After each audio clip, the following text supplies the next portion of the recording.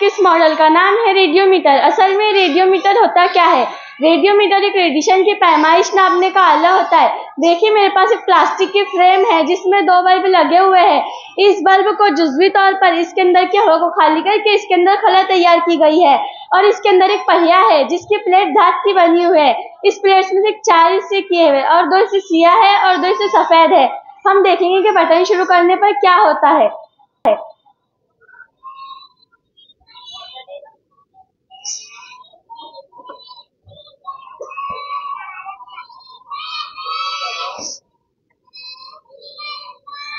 जैसा कि आपने देखा, इसका बटन शुरू करने पर पहिया घूमने लगा। ऐसा क्यों होता है, चलिए समझ लेते हैं।